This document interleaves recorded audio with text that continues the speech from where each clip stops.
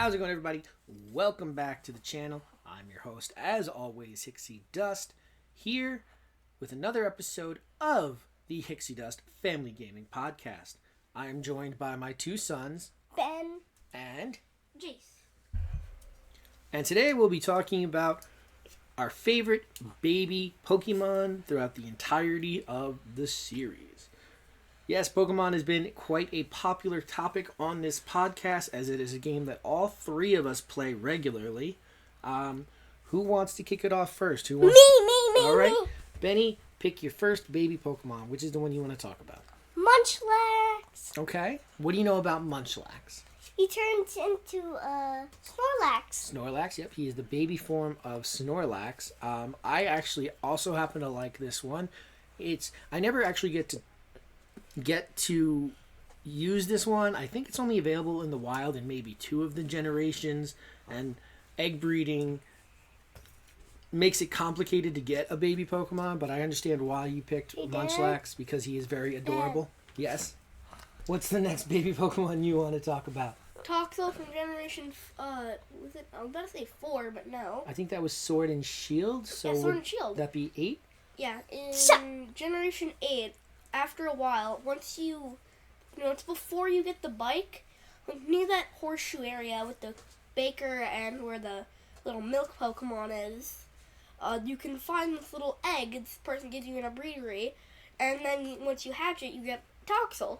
That's the only way to get the Pokemon without, trading or doing something else. Is Toxel itself also available in the wild, or do you have to get it from the egg? No, you have to get it from the egg. It's impossible to get. I remember you got it from the daycare lady, but I thought she gave it to you already hatched. No, I think it's rather an egg, or the girl does give you it already hatched. A cool thing about the Pokemon is its evolutionary line has 2 different forms, depending if it has low attack or low defense or something like that. It's rather attack or special attack, I forgot. Are you talking about amped and like the amped version and like the low key version? I forget what it's called, relaxed and amped. Yeah, I didn't know. Yeah, especially when you didn't know. It actually appears when you Gigantamax it. Like when you Gigantamax it, it still goes into the sitting position, not like standing up. But the standing up one does. And then there's a special Dynamax form to Toxel as well. That's what I was talking about. Or Toxtricity. Toxtricity, to be exact. Yeah.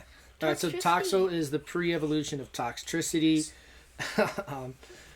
Okay. I find Pokemon that have something to do with them with special rather ability or defense-wise or attack-wise, stat-wise, really interesting. Like Tyrogue is another baby Pokemon. I'm not talking about that though.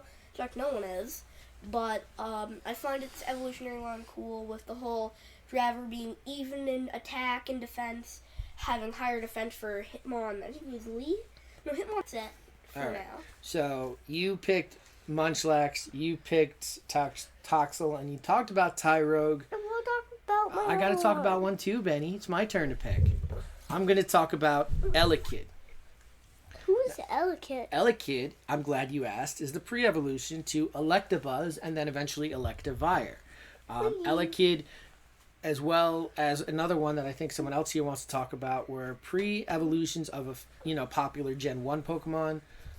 They were released, I think, I forget if it's Gen 2 or Gen 4 where they were introduced. Gen 4. I don't know. Was it Gen 4? Okay. I think. Elekid was Gen 2, I think. But yeah, I'll have to fact check that. But either way, so where was I? Oh yes, Elekid. Elekid, if you saw my I made a solo video on the channel talking about if I were to have an electric type gym leader, and Electivire was one of the Pokemon I put on that gym tier challenge. I'll promote that video at the end of this one so you guys can take a look and see for yourself.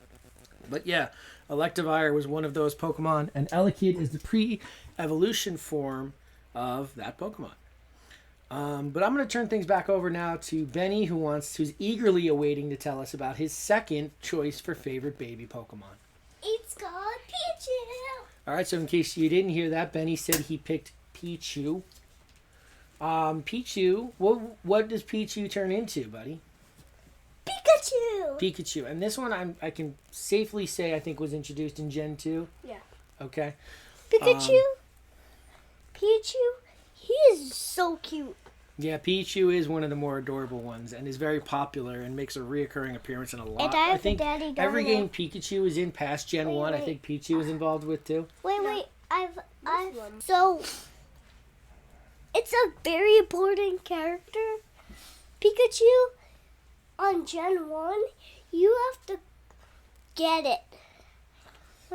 Yeah, Gen 1 Pikachu is a popular pick for a lot of trainers out there. Pichu itself wasn't introduced until maybe we're deliberating now if it was You have Gen to 2 or pick Gen 4. three It was Gen 2. Pokemon, Gen 2. and you pick Pikachu. Yep, I mean Pikachu was very popular. If you picked Yeah. Pokemon Yellow, he was automatically the starter. And then Yeah. there was Let's Go Pikachu and Let's Go Eevee. So That game didn't Let's happen. go Eevee. So Pikachu was very popular Pokemon. Yeah, Pikachu's friends with Eevee. Okay, so Benny has talked about 2 Pokemon. Yeah. Jace technically talked about 2 Pokemon, but I know Jace has another baby Pokemon he wants to talk about. Magpie. Magby. Okay, Magby. Opposite of the one I just talked about. So, Magpie was the second out of the Gen 1 Pokemon to get a baby Pokemon that actually needed it. Since Pikachu didn't really need a baby Pokemon, and most Pokemon didn't even get one until Generation 4, which probably did the most for baby Pokemon in evolution itself. Okay. Benny, I know you're eagerly awaiting to get in on this. What did you want to say? I wanted Magpie was Magpie turned into. Why don't we let Jace tell us that, since this is the Magpie Pokemon he's talking turns about? into, was it Heatmore? Is his middle evolution? Nope. That's his final evolution, right? No. Heatmore is not part of Magby's line. I forgot what it was. It was something with cannons on its head. Magmire? Magmar. Magmar, and then Magmire. Magmortar. Magmortar. Those are the following evolutions They of Magby. always sound weird to me because there's Heatmore was wasn't that the fire ant one? Heatmore? No, I don't think it was. I find most Pokemon that got baby evolutions got like. Alright, so I think that most of the Gen 4 Pokemon that got baby evolutions mostly got final evolutions too. I think what Gen 4 did with Gen 1 Pokemon was give them more evolutions and make them better, as most people who actually used like a mag thing and like an elector thingy. No Well, one. Realistically, no one. I mean, I think the amount of people who used Magmortar and Electivire, or possibly even the same amount of people who went and got Elekid or Magby. There's no real data to say that. They're definitely not the weakest conceptually in the franchise. But this is my problem with Gen 4 as well, is that I could save this for another video if we were to debate the gens, but Yeah. they really didn't invent a lot of new Pokemon. They kind of just worked off of the original existing Pokemon. Which I think was a smart move on Game Freak, because most people didn't care for Generation 1 Pokemon, or Gen 2 for that matter. Unless you grew up with Gen 1 like I did. See, I grew up with Gen 1 being the first game I ever played, and I've lived through the entire series. So, to say that players don't really like Gen 1 Pokemon, it all depends on what demographic you're speaking to at this point, because there are different generations of people with each generation of Pokemon.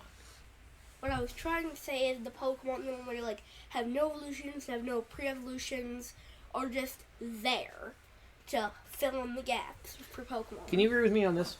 What? Mr. Mime and Mime Jr. are trash. Listen. I'm just I looking for a think- yes or no answer on this I one. think Mr. Mime and Mime Jr. are most likely like the most creepy of Pokemons in the most unintentional way. Like, I feel like if I walked down the street, I would see that Pokemon in a van. And you would just run down the nearest alley? No, because that's where the Gengars are. Oh, right. All right, well, we're getting off track here. We could possibly talk about this in a future video, maybe tease a most hated Pokemon list, since we've done... Look, that's vanilla. So that's why I personally think that Magpie, Magby. I can't see that.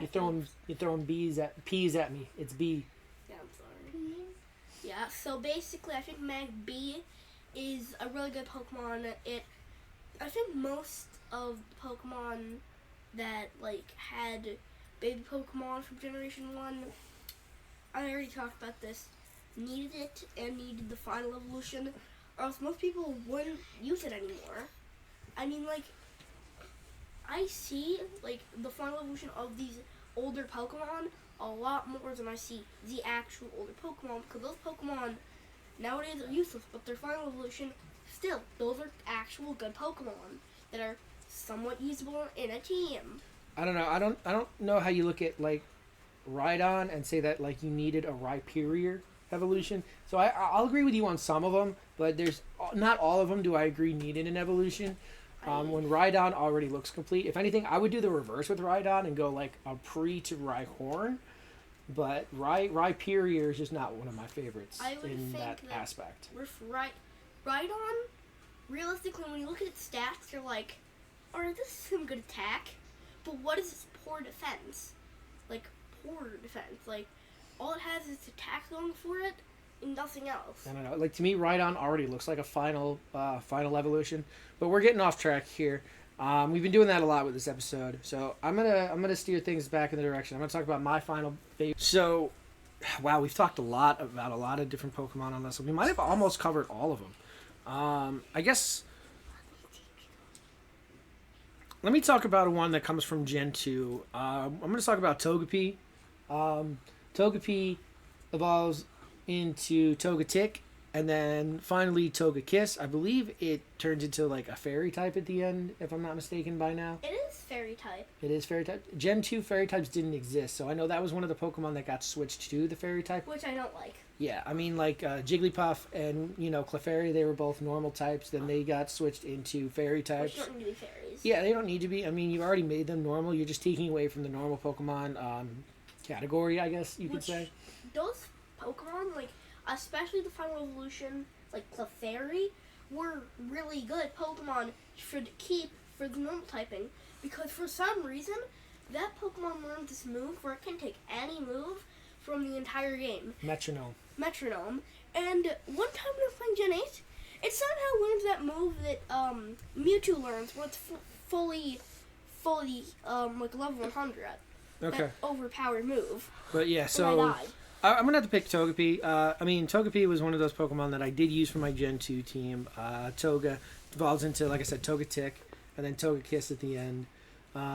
That's one where I can see the three tiers, the three Pokemon making sense.